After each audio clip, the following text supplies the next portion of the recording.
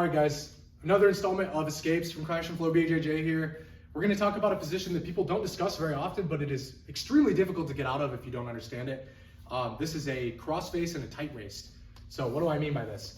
Let's say I'm on bottom and Jake tries to grab, he goes into a side control, but instead of having an underhook and a crossface, he's actually going to take a tight waist. So he's going to go around kind of like a body lock, but he's going to have a crossface and this tight waist.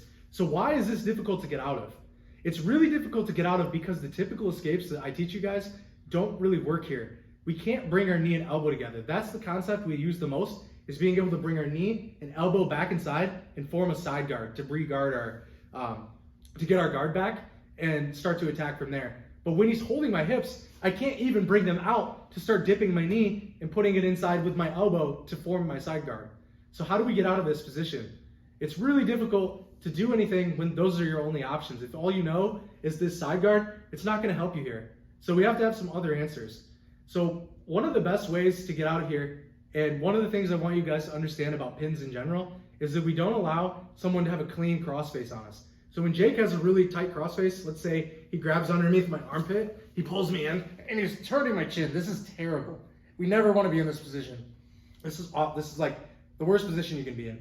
So when we get into this, there's nothing stopping me from moving this arm to his armpit. So I'm grabbing his armpit like this with both thumbs, like this. And what we're gonna do is just bridge up slightly and take this off of my chin. I don't want this on my chin. I want to be underneath of his arm. So I go like this. You can keep that crossface on. So I go here. This is all we need. Once this is in, you can't control my head movement as well. So you can't control the way I'm looking, and this allows me to move more freely in this position.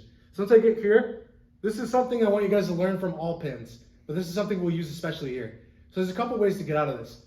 One of the ways is that if we do this and we can create enough disconnect while we bridge and bring our chin under, a lot of times we can bridge up and then just take our hips away and bring our knees inside, because he doesn't have the ability to control my head anymore.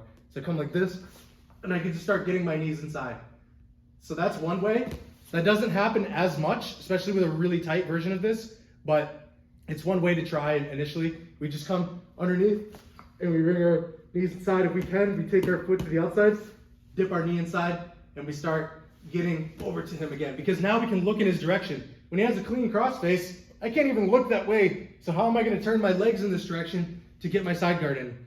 The answer is we can't. But one thing that you guys may have noticed when we did this is that the tight waist is not very useful with upwards and downwards motion. It's not useful with vertical motion. It's great for keeping my hips from moving out, but it's not great for this. So we're going to use this to our advantage.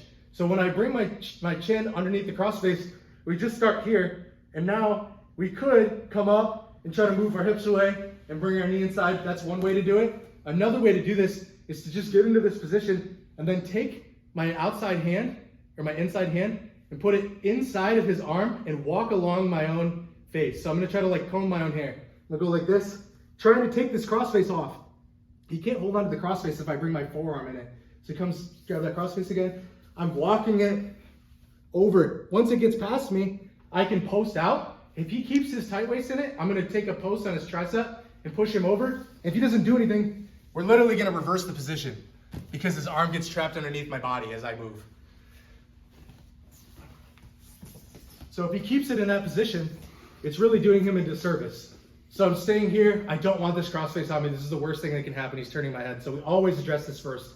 We come here, and now I can either start trying to do the one we did, or I can go straight to this, and I start taking the crossface off my face by combing my hair. I literally walk my hand along my head and comb my hair like this.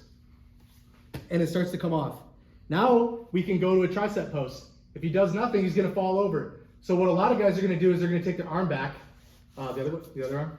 He's take his arm back, and he's not gonna allow me to do that. So he's gonna take his arm back, but now we keep this post on his arm so he can't start to crossface me again. And now what I'd like to do is turn, but I can't. I can't turn into him when my arm's up in this direction really, because I can't bring my arm and my elbow underneath my body to turn into him.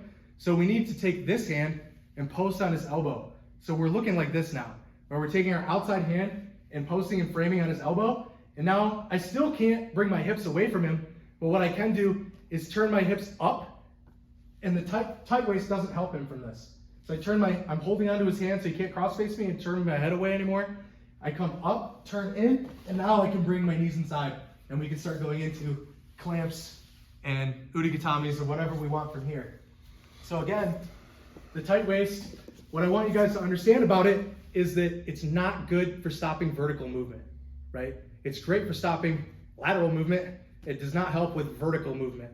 So when we get here, he's cross-facing me like, terrible, this is awful. We never want to be here. So, especially Big Jake, I feel like I'm gonna pass out right here. So we're gonna put our C-clamp inside of his armpit. We're just gonna do a small bridge and put our chin inside of his shoulder. Like this. Now, we can start to comb our hair. We take this off. If we can get this tricep post and bring him over, he's just gonna fall over because his arm is trapped. So he's gonna bring his arm back. Now we switch our hands and we're posting with the outside hand. Now, we still can't take our hips away because the tight waist is great for that type of movement, but we can take our hips up. So we put our feet underneath of us, we bridge up and towards him and shoot our hips back and bring our knees inside.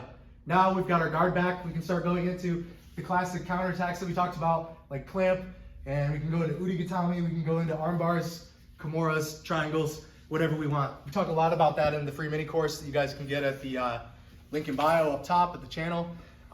Get that today if you haven't seen any of those things, and even if you want just a deep dive in them, we go extensively into those positions. So this is a really good way to get out of this.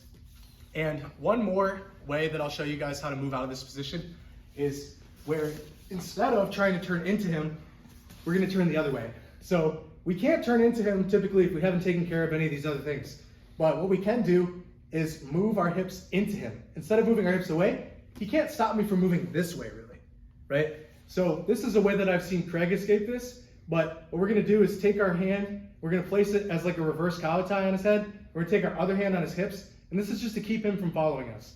Now what we're gonna do is turn, and I'm gonna put my hips into him. So I'm gonna turn this direction and put my hips into him and do like a reverse shrimp. So I'm going here, and now I'm gonna go the other way again. We're just making space, we're making it hard for him to hang on with this tight waist. So he hangs on, I'm gonna go.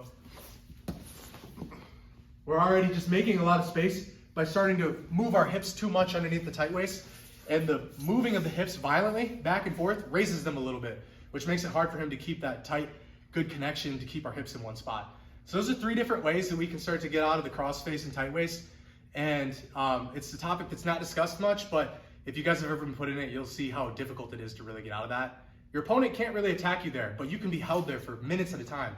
Happened to me at a match at Midwest Finishers, huge guy, put me in it, and I just had I think I just saw this escape somewhere, and I didn't really bother to practice it ever or learn it. And when I got there, I was just exhausted. I was like, I'm just gonna wait until this guy moves, and then I'm gonna escape on the transition, and the guy never moved. So I was there for 5 minutes out of the 10-minute match, just sitting in this crossface tight waist.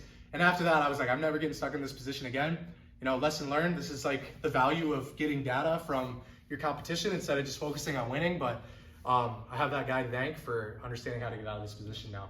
So if you guys have any questions about this, let me know in the comments. And as always, Big Jake and Eddie with Crash and Flow BJJ.